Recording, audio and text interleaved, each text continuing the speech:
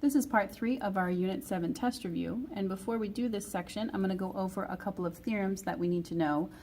Basically, these are how we calculate the different angles inside of our circle. Central angles, we know that the angle equals the arc.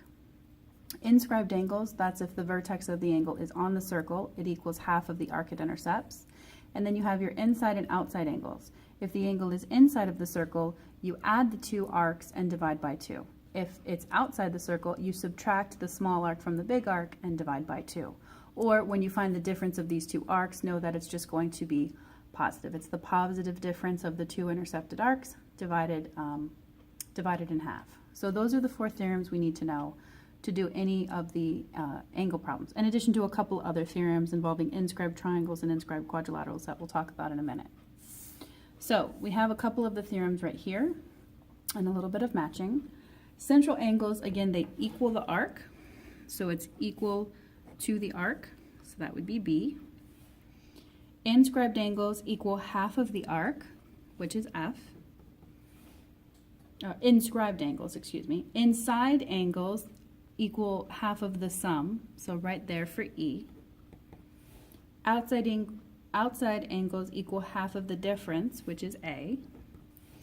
And inscribed right angles are angles whose intercepted arc is the diameter of the circle.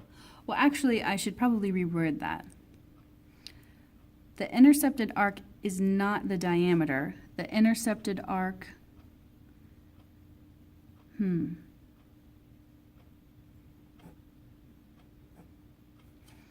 we'll just say the intercepted arc is half of the circle. That's a little more appropriate way to say it. But if you were to connect the points where it intercepts half the circle, then of course that would be the diameter. So that would be D. Right there. All right, good enough. So now let's go ahead and try and work out some of these problems. Number 24 is going to require us to use a few of our theorems together. So they give us a little bit of information in the picture here, and they want us to find the measure of AFB. So I'm going to highlight the angle that I'm looking for.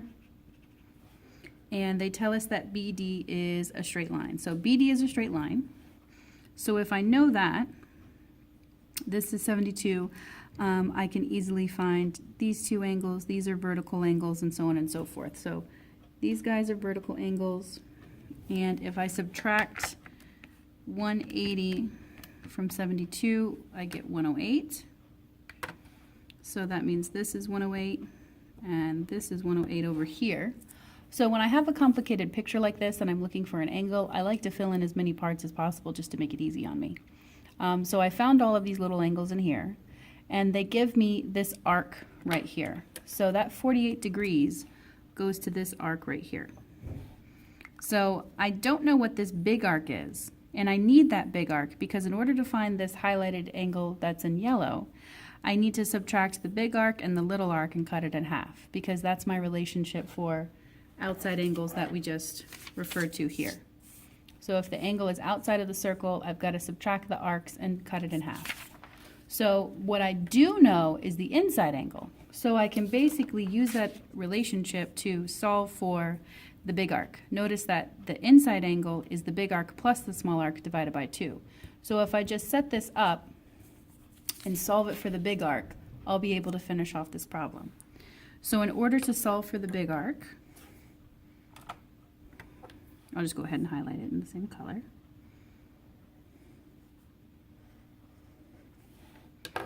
What I know is that 108 equals the big arc plus the little arc cut in half. So if I solve this for x, I'm going to multiply both sides by 2, so that'll be 2 times 108, and then I'm going to subtract 48. So that means my big arc has to be equal to 168 degrees. So this is 168 over here. Now that I know the big arc, I can just subtract these two, cut it in half, and I'll have the angle that I want. So the measure of angle AFB equals 168 minus 48 all over 2. So I can take 168 minus 48, cut that in half, and there's my little angle there, which is 60 degrees. So this angle is 60 degrees right there. And I'm done. All right, so we used two different theorems here. Well, I guess technically three. So we used the fact that this was a linear pair to find all the inside angles. Then we used the fact that this inside angle is the sum of the two big angles cut in half to find the big arc. And then lastly, we used the outside angle theorem, which is to subtract the two arcs and cut in half to find this missing angle. But that's it for number 24. Number 25, they tell us that opposite angles of inscribed quadrilaterals were supplementary, and they want us to find arc xy. So I'm going to highlight that. I'm going to highlight this over here.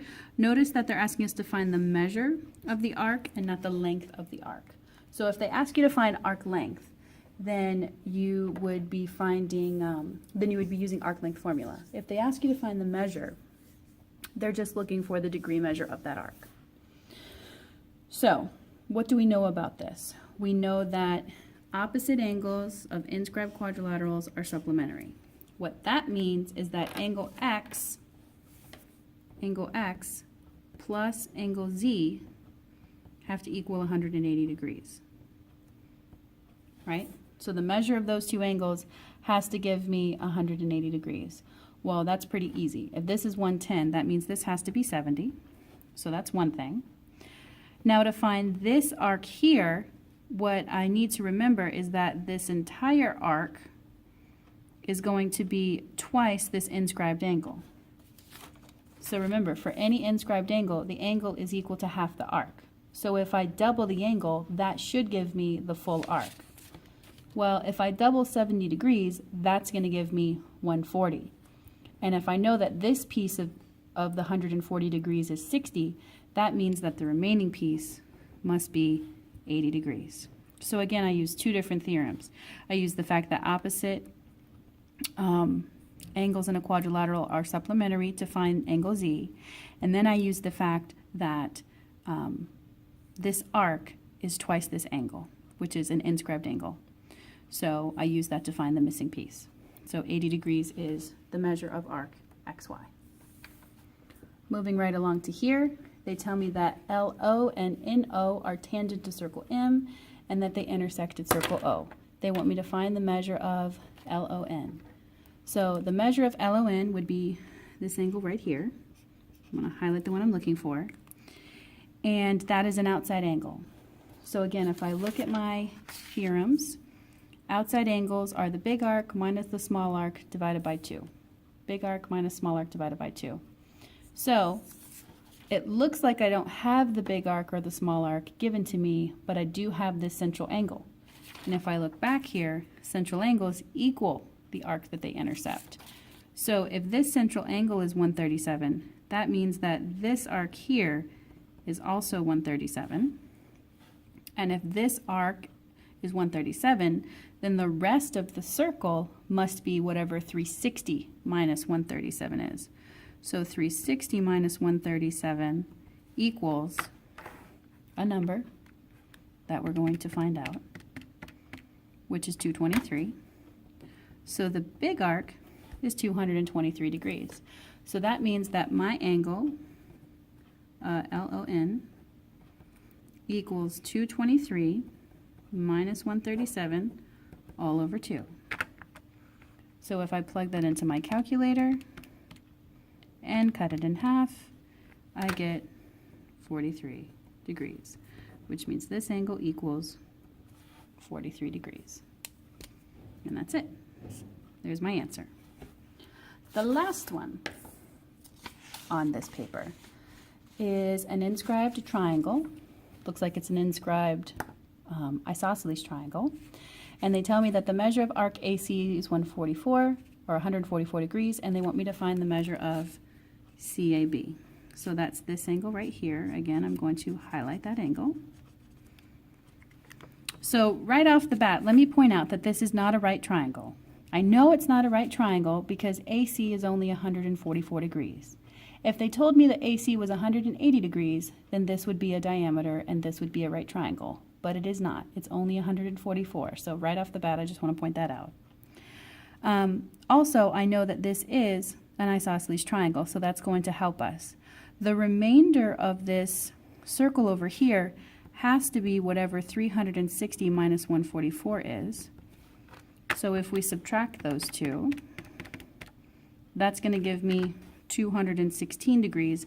But notice that this and this are congruent, meaning this is an isosceles triangle.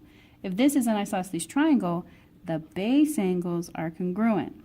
So of the remaining